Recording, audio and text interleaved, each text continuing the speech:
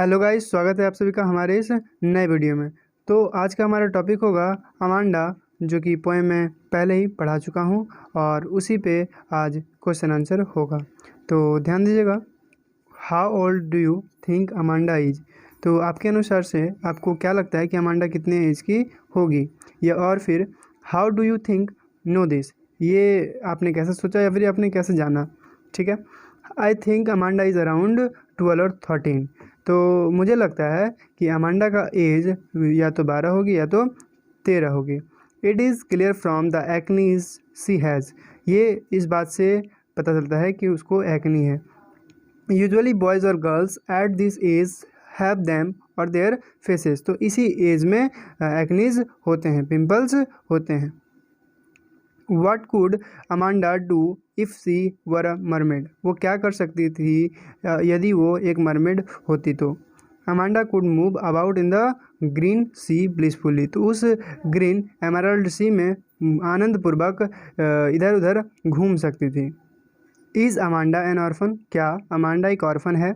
Y does C safe so? ऐसा वो क्यों कहती है?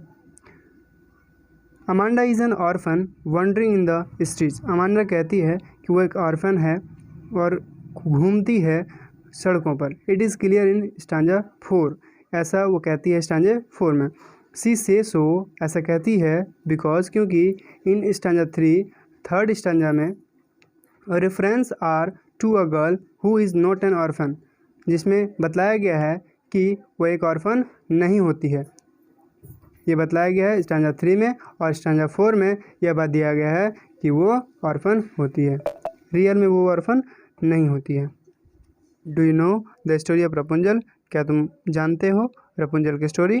Y does she want to be Rapunzel? क्यों वो रपुंजल होना चाहती है? Yes I know the story of Rapunzel, मैं जानता हूँ रपुंजल की story. She was force to live all alone in a tower, उसे एक फोर्स कर दिया जाता है एक टावर में अकेले रहने के लिए। सी हैड लॉन्ग हेयर, जिसके पास की लंबे लंबे बाल थे। One day a prince saw her, एक दिन क्या होता है, एक प्रिंस उसे देखता है। He fell in love with her, और वे पड़ जाता है उसके प्यार में। Rapunzel let her hair down the window, और रपुंजल अपना बाल नीचे की ओर विंडो से गिराती है। Her lover came to her, और लवर उसका वहाँ पे आ जाता है। Then she eloped with him, उसके बाद गायब हो जाता है विद हिम, उसके संग। What does the girl earn for? तो वो जो लड़की थी अमांडा, किस बात को लेके अर्न थी, यानी कि उदास थी। What does this poem tell you about Amanda? यह पोएम आपको अमांडा के बारे में क्या बतलाती है? तो पहले से मैं पोएम को पढ़ाया हूँ, आप जाके देख सकते हैं। Amanda wants to be free, Amanda चाहती है फ्री होना, आज़ाद होना। She wishes to be left all alone to lead her life the way she likes, वे खुद के मर्जी से अकेले ज़िंदगी को जीना चाहती है और अपने हिसाब से जीना चाहती है। She hates being told to do this and do that, और यह बहुत बुरा लगता है उसको, बहुत नफ़रत करती है इस चीज़ से कि उसे कहा जाए ये करो, वो मत करो, ये ना करो। कहीं ना कहीं पेरेंट्स से कहा जाता है और उस बच्चे को दुख होता है, और कहीं ना कहीं इस चीज़ से वो नफ़रत करती है। What does Amanda think about the sea and the mermaid? Amanda क्या सोचती है सी के बारे में और मरमेड के बारे में?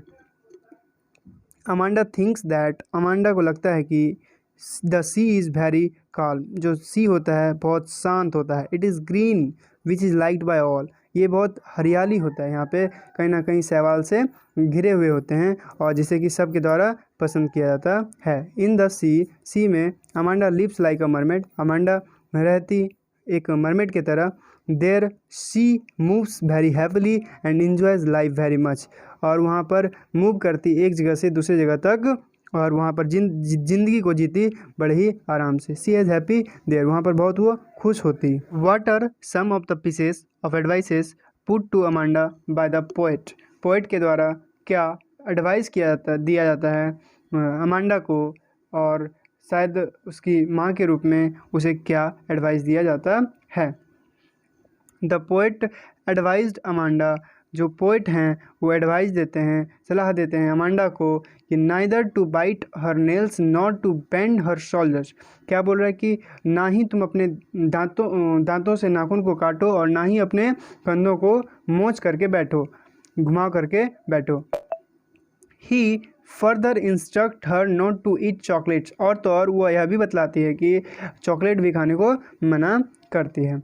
And clean her room as well as shoes, और रूम के साथ साथ जूते भी साफ करने के लिए कहती है। He wants that she will look at him when he speaks, और वे चाहती है, मतलब पोइट यहाँ पर बोलना चाह रहा है, जो पोइट है वे चाहती है कि वे उसके तरफ देखेगी जब उससे बात कर रही होती है। तो why does Amanda dream of being Rapunzel, Amanda जो है वह क्यों ड्रीम देखती है रपुंजल होने का। Amanda is a growing up girl and loves her freedom, Amanda जो है वह एडल्ट एज की लड़की होती है और कहीं ना कहीं उसको फ्रीडम पसंद है। She wants to be all alone, वे चाहती है हमेशा ही अकेले रहने के लिए। और सी विशेष सी वर रपुंजल, वे इच्छा करती है कि वे रपुंजल होती। And live all alone undisturbed in her tower, वे अपने टावर में बिना किसी के परेशान किए आराम से टावर में कैद रहती। But unlike Rapunzel she has no intention to leave it, और उसका कोई इरादा इसे छोड़ने का नहीं होता। Amanda's mother is always nagging, क्या अमांडा की माँ हमेशा उसे नेगिंग करती रहती है, टोकती रहती है। हाउ डज अमांडा रिएक्ट, कैसे अमांडा रिएक्ट करती है। शुड द मदर चेंज, क्या मदर को परिवर्तन हो जाना चाहिए, चेंज हो जाना चाहिए। तो देखिए आंसर क्या है। Amanda's mother is always nagging at her, हाँ अमांडा की माँ हमेशा उसे नेगिंग करती है। Amanda is a growing up girl, she is fed up with her mother, कहीं ना कहीं अमांडा जो है उसे रूठी हुई रहती है अपनी माँ से। And pays little attention to her, और उनकी बातों पे बड़ा कम ध्यान देती है। Mother should change and treat Amanda like a friend and not a little child, Amanda की माँ को भी थोड़ा अपने आप में अपने व्यवहार में परिवर्तन कर लेना चाहिए। वे बच्ची नहीं है, उसे लिटिल चाइल्ड की तरह नहीं पेश आना चाहिए और कहीं ना कहीं फ्रेंड की तरह पेश आ जाना चाहिए। What is the central idea of the poem Amanda, Amanda poem का क्या सेंट्रल आइडिया है, केंद्रीय बिंदु क्या है, बोलने का मतलब क्या है।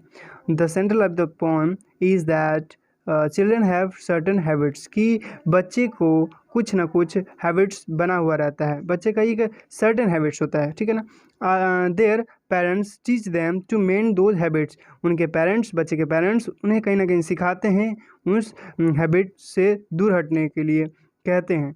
These are for their benefits, कहीं ना कहीं ये बच्चे के बेनिफिशियल ही ठहरते हैं आगे चलकर, कहीं ना कहीं उन बच्चों के लिए बेनिफिट होता है। Children have these habits because they want freedom, children ऐसा हैबिट्स इसलिए दिखाते हैं क्योंकि वो चाहते हैं फ्रीडम चाहते हैं, क्या चाहते हैं, freedom. They want to feel naturally at home in them, कहीं ना कहीं उतना में ही वो नेचुरली फील करना चाहते हैं घर पे। अमांडा है सेंट्रल हैबिट्स, कुछ उसको हैबिट्स है, बैड हैबिट्स है। She is politely asked to mend those, कहीं ना कहीं अमांडा से यह सब बड़े ही प्यार से बोला जाता है उसमें सुधार लाने को। नेक्स्ट है, how does Amanda describe her life as orphan, orphan के रूप में वो कैसे अपने आप को डिस्क्राइब करती है। तो देखिएगा आंसर क्या है। Amanda says that she is an orphan, वे कहती है कि वो एक ऑर्फन है। सी रोम्स द स्ट्रीट, वो घूमते रहती है सड़कों पे। सी वॉक्स ऑन द सरफेस, सतह पर चलती है। सी क्रिएट्स पैटर्न, वे अपने पैरों से, नंगे पाँवों से क्रिएट करती है पैटर्न को, किसके द्वारा, तो पैरों से, नंगे पैरों से डस्ट में। She finds the freedom around her sweet, कहीं ना कहीं वो अपने आसपास फ्रीडम फील करती है और फ्रीडम कहीं ना कहीं उसके लिए स्वीट है। Silence is golden for her, और कहीं ना कहीं साइलेंट जो है, चुप्पी जो है उसके लिए बड़ा गोल्डन होता है। She loves both freedom and silence, वे दोनों ही उसे पसंद है, फ्रीडम भी और साइलेंस भी। सो गाइस, तो यहाँ पर क्वेश्चन आंसर एंड हुआ। तो आपको अगर इसकी नोट्स चाहिए तो आप Telegram channel RR educational point पे आप जुड़ सकते हैं और सारे के सारे नोट्स आप पा सकते हैं। Thank you.